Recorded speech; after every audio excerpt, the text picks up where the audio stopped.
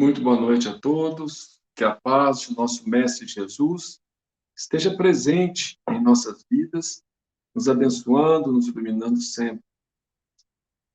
Queremos, antes de iniciarmos nosso estudo da noite de hoje, fazermos uma prece a Deus, nosso Pai, pedir a Ele a inspiração, as bênçãos, a luz que precisamos para compreender e aproveitar as lições que os amigos espirituais nos trazem, nos trouxeram através da literatura espírita, através dos contos espíritas. Que essas lições sirvam para nossas vidas, para nossa renovação íntima, para os nossos propósitos maiores. Obrigado, Senhor, abençoe nosso lar. Que haja paz, compreensão e fraternidade. Abençoe nossa vida, Senhor. Muito obrigado por tudo. E esteja conosco sempre. Que assim seja.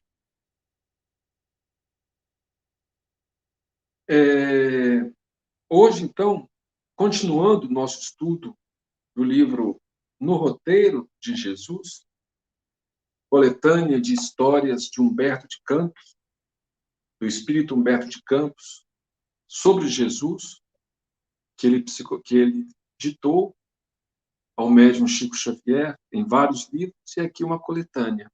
Então, hoje é a escritura do Evangelho, se chama, que é o título deste capítulo. Quando Jesus recomendou a pregação da Boa Nova, reuniu-se o pequeno colégio apostólico em torno dele, na humilde residência de Pedro, onde choveram as perguntas no inquérito afetuoso. Então, Jesus havia recomendado a pregação da Boa Nova para os discípulos, né? E aí, eles então se reuniram ali, na residência humilde de Simão Pedro, e começaram a fazer perguntas para Jesus, que era algo diferente para eles. Aqueles homens não eram pregadores, não eram religiosos, eram pescadores, a maioria, né? Judas era comerciante, e os demais eram pescadores, quase todos, né? Acho que, não sei se tinha algum que não era pescador. Mas eram homens simples, então como pregar a Boa Nova, né? Aquilo ali era uma coisa nova para eles. Mestre, disse Filipe, ponderado, se os maus nos impedirem os passos, que faremos? Caber-nos-á recurso à autoridade punitiva? Então, primeira pergunta de Filipe para Jesus. Se os maus impedirem a gente de falar, impedirem a gente de pregar o Evangelho, o que a gente faz? Recorre à autoridade para puni-los? Olha como isso é importante. A gente, como cristão, tem que entender qual a proposta do Cristo e não seguir exemplos que são do mundo. Jesus replicou: nossa missão destina-se a converter maldade em bondade. Quer dizer, Jesus não fala assim, nossa missão é exterminar a maldade, exterminar, não, é converter a maldade em bondade. É um propósito diferente. Sombra em luz. Ainda que semelhante transformação nos custe sacrifício e tempo, o programa não pode ser outro. Então não tem essa história de querer punir os outros, de querer castigar, né? Ou querer fazer alguma coisa. Não. O objetivo é transformar maldade em bondade, sombra em luz.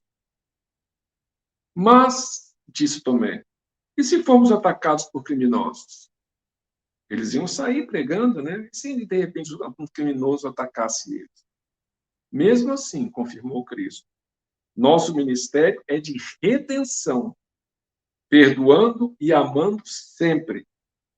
Persistindo no bem, atingiremos a vitória final.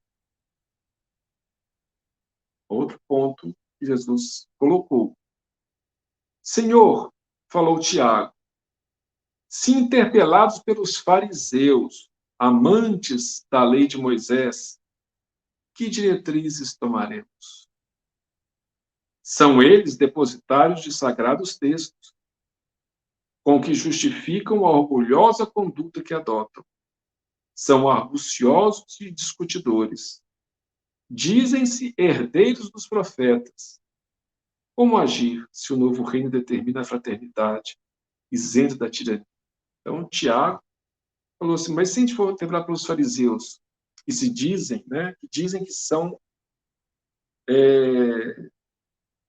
herdeiros dos profetas, e que gostam de discutir, de polemizar, o que a gente pode fazer? Ainda aí, explicou Jesus, cabe-nos testemunhar as ideias novas. Consagraremos a lei de Moisés com nosso respeito. Contudo, lhes renovaremos o sentido, tal como a semente que se desdobra em frutos abençoados. A justiça constituirá a raiz de nosso trabalho. Todavia, só o espírito de sacrifício irá nos garantir a colheita. Verificando ligeira pausa, Tadeu, que se impressionou vivamente com a resposta, acrescentou: e se os casuístas nos confundirem? Né? Quer dizer, se os discutidores chegarem a começar a falar tanta coisa que começar a confundir a gente. E aí Jesus fala: rogaremos a inspiração divina para a nossa expressão humana. Então, rogar a Deus que nos inspire. Né? Mas que sucederá se o nosso entendimento permanecer obscuro, a ponto de não conseguirmos registrar o socorro? E o apóstolo insistiu, né, Tiago, o Tadeu. Quer dizer, o que a gente vai fazer se a gente continuar sem entender, né? Se eles fazem tanta pergunta, tanta argumentação que a gente fica confuso. Esclareceu Jesus, sorridente. Será então necessário purificar o vaso do coração, esperando a claridade de cima. Quer dizer, precisamos melhorar nossos sentimentos. Se a gente entrar numa polêmica com raiva, né? Se a gente quiser discutir com ódio, com raiva, com não sei o que e tal, a gente não consegue acolher a inspiração do alto. Então, a gente tem que purificar os nossos sentimentos para recolher a claridade que vem do alto. Isso é importantíssimo. Nesse ponto, André interferiu, perguntando: mestre, em nossa pregação, chamaremos indistintamente as criaturas? Quer dizer, vamos chamar qualquer um? Ajudaremos a todos, sem exigências, respondeu Jesus. Senhor, interrogou Simão Pedro, temos boa vontade, mas também somos fracos, pecadores. E se cairmos na estrada? E se muitas vezes ouvirmos as sugestões do mal, despertando depois nas teias do remorso? Olha só, ele reconhecia a fraqueza, né? E fala, e se a gente cair? Se a gente ouvir as sugestões do mal? Isso pode acontecer, né? Pedro retrucou o amigo. Levantar e prosseguir é o remédio. Se a gente cair, levantar e continuar andando. Só cai quem está andando. Quem está parado, sentado, criticando os outros, não cai, está ali. Mas se a gente resolver cair, andar, a gente pode cair. O que a gente faz? Levanta, continua andando. Né? No entanto, teimou o pescador. E se a nossa queda for tão desastrosa que impossibilite o reerguimento imediato? Se a gente cometer um erro tão grande, né, a nossa queda foi tão desastrosa, que impeça a gente de levantar imediatamente. Rearticulemos os braços, remendaremos o coração e louvaremos o Pai pelas proveitosas lições que houvermos recolhido, seguindo adiante. Então, ele comparando com uma queda, né, de uma pessoa, né, então a gente rearticula os braços, remenda o coração, né, agradeça a Deus pelas lições e segue adiante. Nada de olhar para trás ou de parar. E se os demônios nos atacarem? Interrogou João. Nós os atrairemos à glória do trabalho pacífico. Se nos odiarem e perseguirem, comentou Tiago, o outro Tiago, irmão de João, serão amparados por nós no asilo do amor e da oração. E se esses inimigos poderosos e inteligentes nos destruírem? Perguntou Judas Iscariotes. O espírito é imortal, ressuscitou Jesus, e a justiça enraiza-se em toda parte. Destrói o corpo, não a alma. O espírito é imortal. Foi então que Levi, o apóstolo Mateus, homem prático e habituado à estatística, observou: Senhor, o fariseu lê a Torá, baseando-se nas suas instruções. O saduceu possui rolos preciosos a que recorre na propaganda dos princípios que abraça. Os gentios, sustentando as suas escolas, contam com milhares de pergaminhos, arquivando pensamentos e convicções dos filósofos gregos e persas, egípcios e romanos. E nós? A que documentos recorreremos? Que material mobilizaremos para ensinar em nome do Pai sábio e misericordioso? Então, Levi, depois seria o apóstolo Mateus, que depois escreveria o Evangelho, perguntou: o fariseu, que é um grupo de judeus, lê a Torá, a lei mosaica, e se baseia ali. O saduceu, que é um outro grupo, também tem uns rolos preciosos. Naquela época tinha aqueles rolos para ler. O gentio, aquele que não era judeu, também tem as suas escolas, os seus livros, para consultar o pensamento de filósofos gregos, persas, egípcios, etc. E aí falou: e nós? Levi perguntou: a que documentos vamos recorrer? O mestre meditou e falou: usaremos a palavra, quando for necessário, sabendo, porém, que o verbo degradado estabelece o domínio das perturbações das trevas. Então, vamos usar a palavra sempre que for necessário, mas tomar muito cuidado, porque o verbo degradado, quer dizer, se estiver impregnado de raiva, de rancor, de inveja, de prepotência, enfim, degradado, quer dizer, saiu do campo do bem, ele pode levar a perturbação e trevas. Nos valeremos dos caracteres escritos na extensão do reino do céu.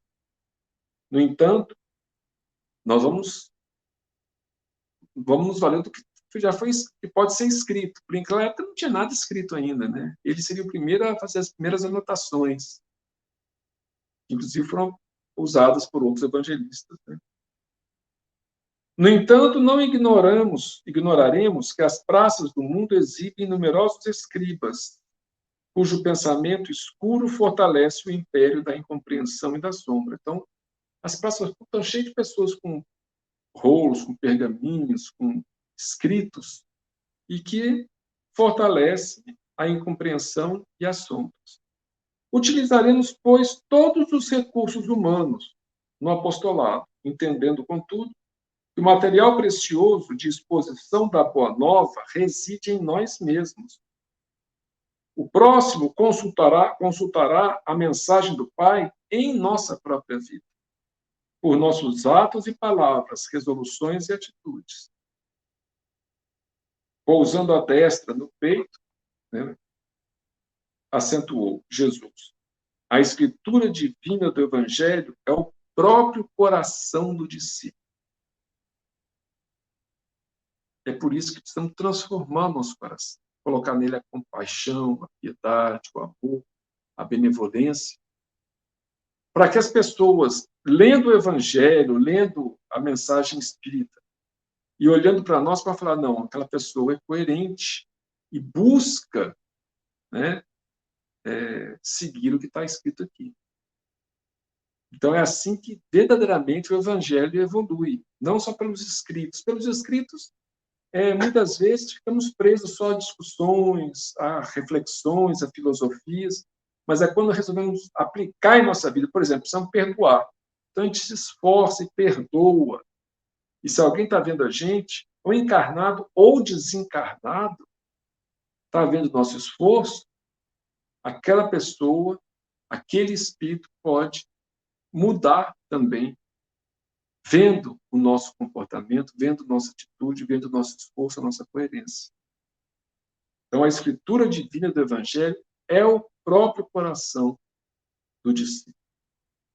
Os 12 companheiros entreolhavam-se admirados, e o silêncio caía entre eles, enquanto as águas cristalinas, não longe, refletiam o céu azul, cortado de brisas vespertinas, que anunciavam as primeiras visões da noite. Então, aqui a gente vê que Jesus falou que a gente pode usar todos os recursos. Se fosse hoje, por exemplo, né, a gente pode usar a internet, a gente pode usar o rádio, a televisão, o cinema, tudo isso é importante, mas o mais importante é que cada um que quer realmente levar a mensagem do reino de Deus, procure colocá-la primeiro em seu coração. Se torne pacífico, se torne bondoso, caridoso, dentro das nossas limitações, obviamente. Mas a gente procura vivenciar aquilo. E ao fazer isso, nós estamos auxiliando muito mais o evangelho do que, às vezes, fazer uma palestra para uma multidão inteira, mas sem esses sentimentos nos nossos corações. Então, essa é a mensagem. Também não é uma mensagem muito longa, uma mensagem relativamente curta, mas que serve para a nossa reflexão. Nós temos colocado o evangelho em nossos corações? A gente tem buscado vivenciar, buscado mudar os nossos sentimentos, que são as fontes, né, de todo o nosso comportamento, que vem da onde nós sentimos. Então, o que nós carregamos no nosso coração? Amargura, revolta, vingança, desprezo? Ou estamos buscando carregar compreensão, bondade, ternura, benevolência, perdão? Ao transformar nosso coração, nossa maneira de sentir e de ver, nós mudamos a nossa vida. E aí sim, nós mesmo, a partir do momento que a gente vai falar do evangelho, a gente fala com uma autoridade diferente, com uma vibração diferente, uma energia diferente, que toca muito mais o coração das outras pessoas. Então, muita paz a todos, que Jesus continue nos abençoando e que possamos nos inspirar nele para modificar nossas vidas e segui-lo, né, buscando levar o reino de Deus, mas principalmente através do nosso comportamento, das nossas atitudes, da nossa maneira de. Muita paz a todos e que Jesus nos abençoe agora e sempre.